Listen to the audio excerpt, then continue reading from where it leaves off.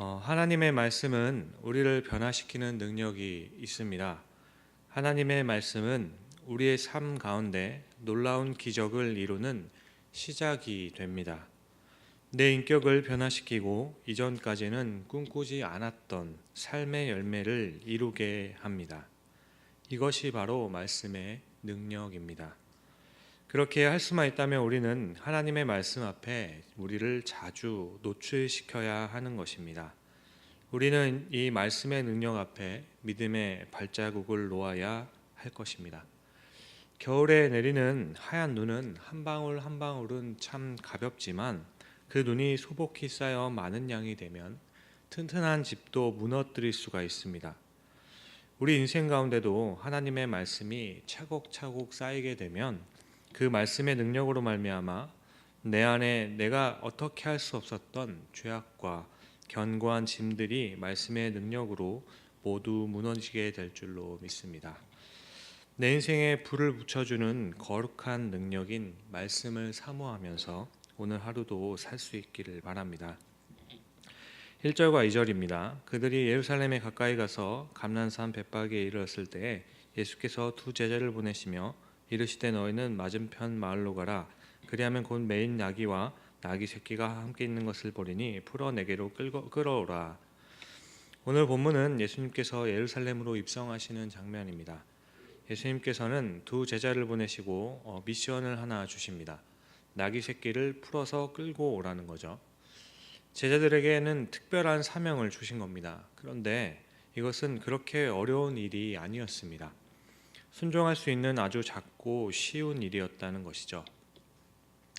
이 사건에서 우리가 생각해 볼 것은 우리에게 있어서 큰 사명이냐 작은 사명이냐 하는 것보다 더 중요한 것이 있다면 어떤 사명이든지 나는 그것에 순종하고 있는가, 이것을 돌아보는 것이 우리의 삶의 가운데 필요한 것입니다. 아무리 사소한 일일지라도 그 일에 순종하며 나아갈 때, 하나님의 일에 순종하며 나아갈 때 하나님의 역사는 이루어지는 것입니다.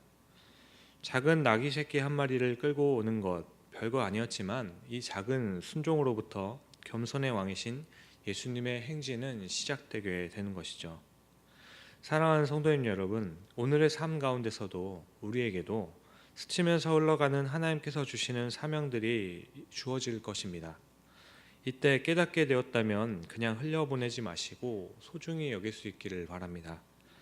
그 작은 순종이 바로 하나님의 나라를 세우는 아주 귀하고 특별한 은혜의 시작이 될 수 있는 것이기 때문입니다.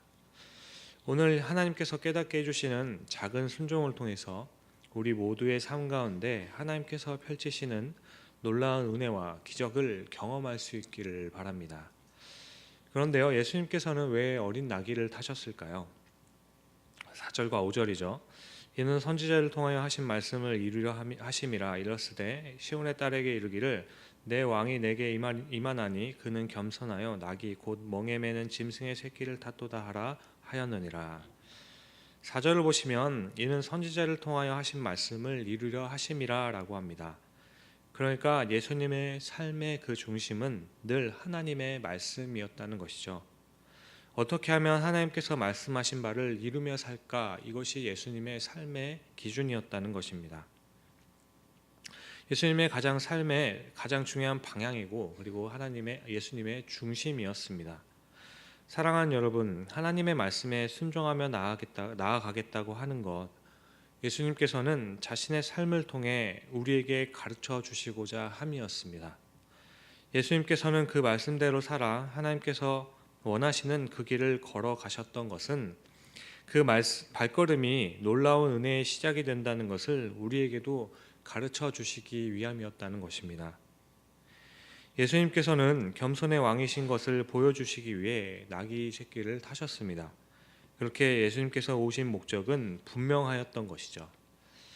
예수님께서는 큰 능력으로 온 세상을 정복하기 위함이 아니라 겸손의 왕으로, 평화의 왕으로 우리를 십자가에서 모든 죄를 사하여 주심으로 말미암아 우리를 구원해 주시기 위해 이 땅에 오셨다는 것입니다. 오직 십자가를 통해서만 가능한 하나님과 사람 사이의 관계를 회복시키고 화해시키고자 평화의 사자로 이 땅에 오셨다는 것입니다.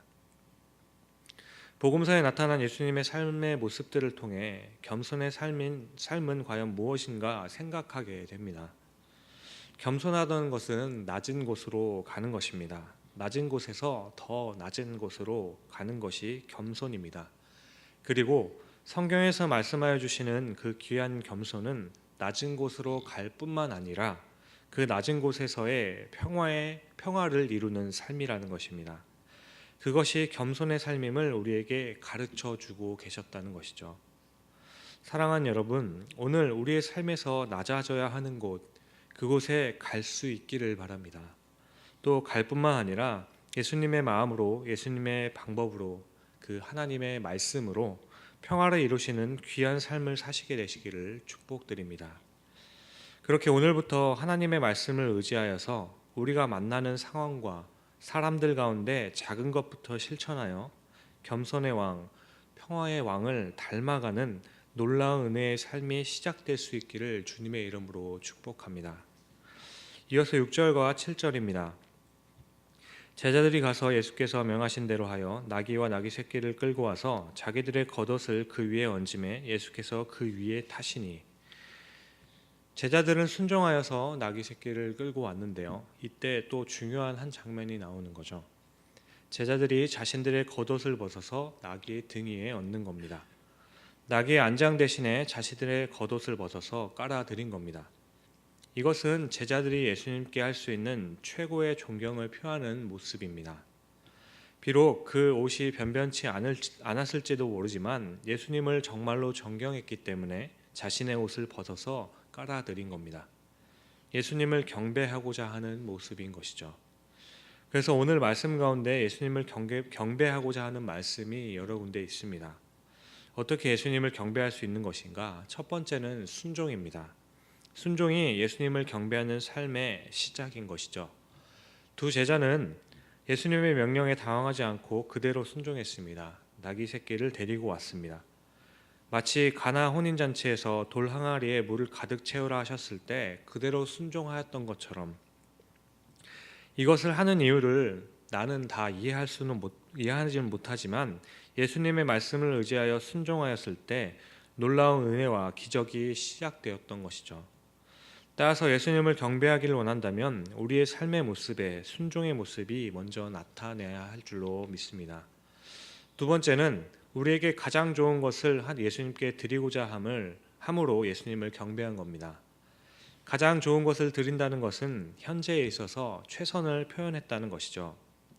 사실 제자들의 옷이 깨끗하거나 좋은 옷은 아니었을 겁니다.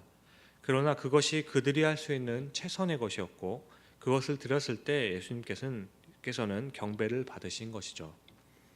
마태복음 25장 말씀에서 예수님께서는 양과 염소를 나누는 비유 가운데 이런 말씀을 하셨습니다.